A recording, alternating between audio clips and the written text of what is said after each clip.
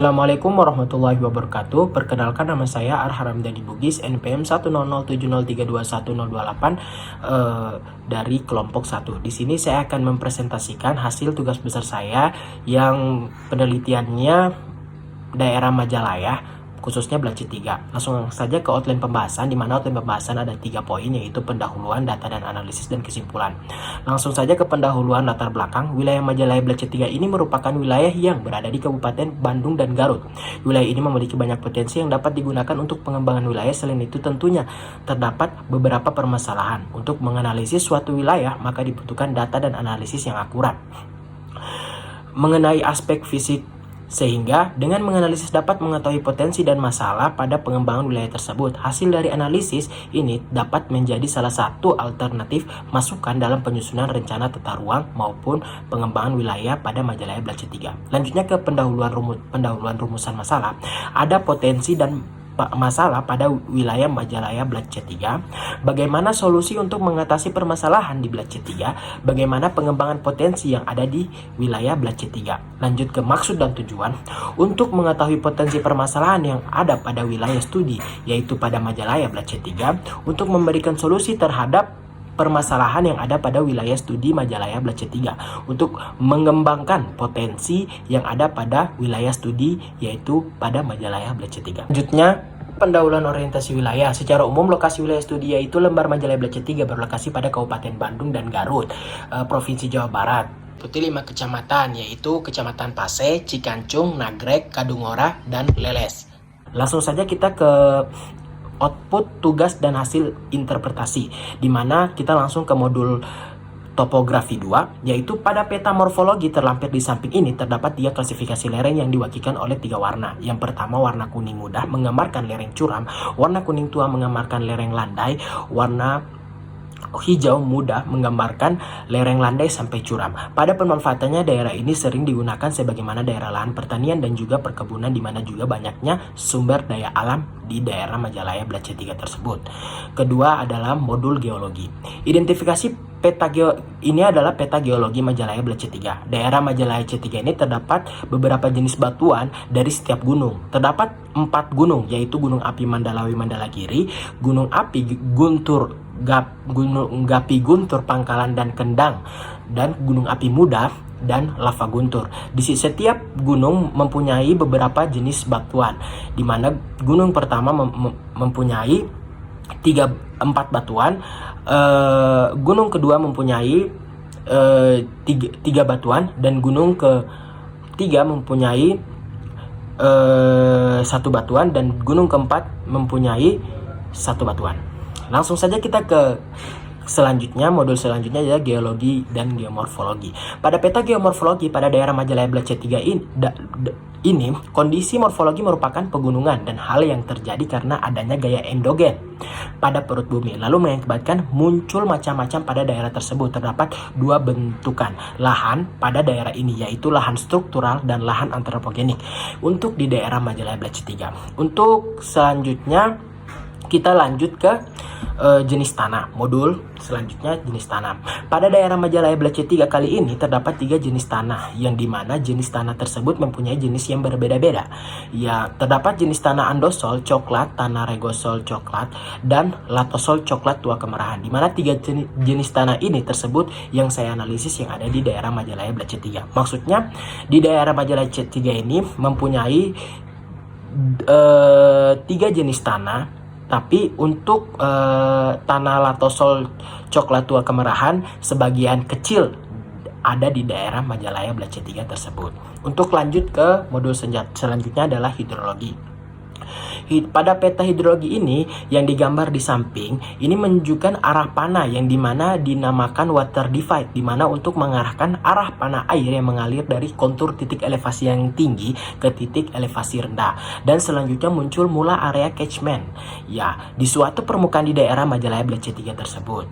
Dan selanjutnya adalah peta catchment area tersebut. Di daerah ini, khususnya area yang saya existing berdasarkan peta RBI, terdapat di area ini termasuk hutan landai. Jadi di daerah catchment area ini merupakan hutan landai dari untuk klasifikasinya tuh 5 sampai 10% untuk areanya. Oleh karena itu koefisien dari perhitungan debit air limpasan yaitu hasilnya 0,25. Jadi sebagian kecil angkanya untuk daerah catchment area tersebut untuk limpasan airnya untuk di daerah Majalaya Blace 3. Lanjutnya ke modul hidrogeologi. Pada wilayah Majalaya Blace 3 ini, kali ini untuk bagian hidrogeologi memiliki kondisi muka air tanah, yaitu MAT berada di bawah permukaan surface. Kondisi tersebut di bawah permukaan memiliki ruang antar butir yang terisi oleh sebagian air dan sebagiannya dari udara. Selain itu juga butir yang ada terisi oleh air dan memiliki tekanan hidrostatik, pada intinya daerah tersebut memiliki cadangan air yang cukup. Selanjutnya ada penampang, di mana penampang ini untuk penentuan triangulasi yang saya buat terdapat genangan air yang tidak terlalu banyak, karena di daerah saya yang studi ini yang saya ambil triangulasinya ini daerahnya ini perhutanan. Untuk selanjutnya adanya penampang tersebut bisa dibilang penampang MAT lebih tinggi elevasi konturnya dari penampang surface jika ditinjau dari peta RBI tersebut adanya tutupan lahan daerah Majalaya Blace 3 tersebut. Lanjut ke rawan bencana alam. Pada wilayah Majalaya Blace 3 terdapat peta seperti gambar di samping. Terdapat peta ancaman multi bencana, yaitu ada peta garakan tanah, indeks bahaya gempa bumi, bahaya banjir. Setelah dilakukan overlay 3 peta tersebut, maka dapatkanlah peta tersebut dengan indeks keterangan sedang dan rendah.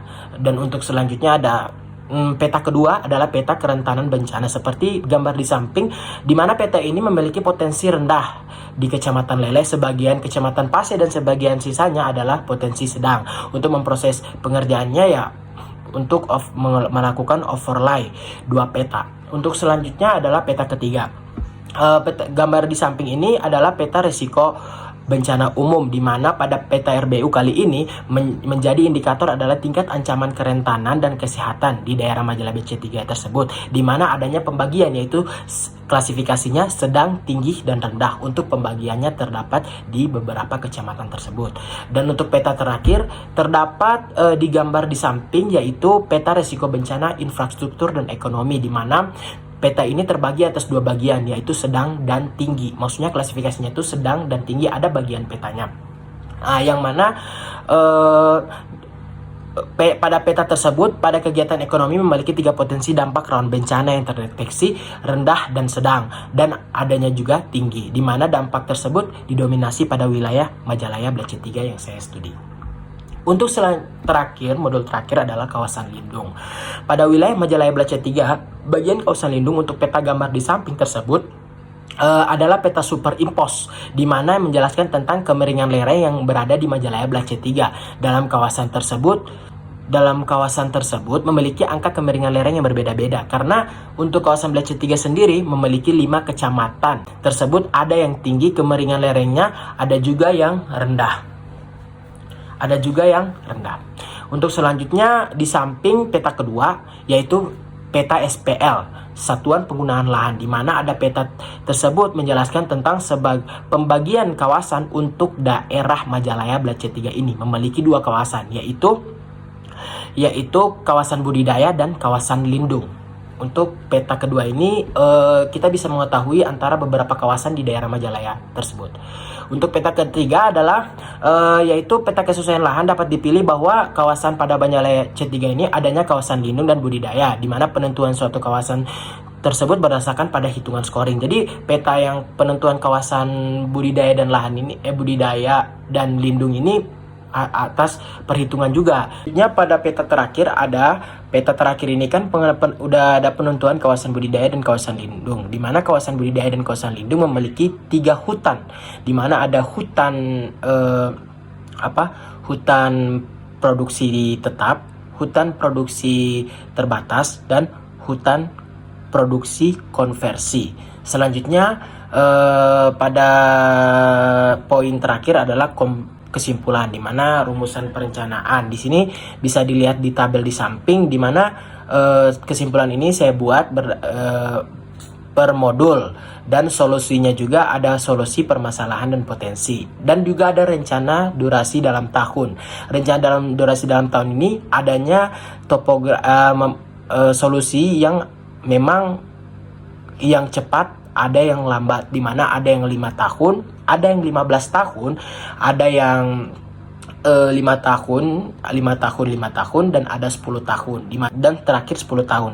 Dimana untuk tahunnya ini, rencana dalam tahun ini maksudnya untuk membangun, solusi saya untuk membangun untuk kawasan daerah Majalaya tersebut agar tidak terjadi permasalahan dan dampak, untuk mencegah dari permasalahan sumber daya alam maupun permasalahan lain-lain, untuk juga kenyamanan masyarakat tersebut di daerah wilayah Majalaya Blancet 3. Kesimpulan terakhir, ada contoh ilustrasi pembangunan di mana gambar 1 adalah terastering, gambar 2 persawahan, gambar 3 kesehatan, gambar 4 perkebunan. Terima kasih, mohon maaf bila ada kesalahan kata, kesalahan ucap, dan kecepatannya. Mohon maaf sebesar-besarnya. Saya Arharam Dani Bugis pamit mengundurkan diri. Wabillahi taufiq wal hidayah. Wassalamualaikum warahmatullahi wabarakatuh.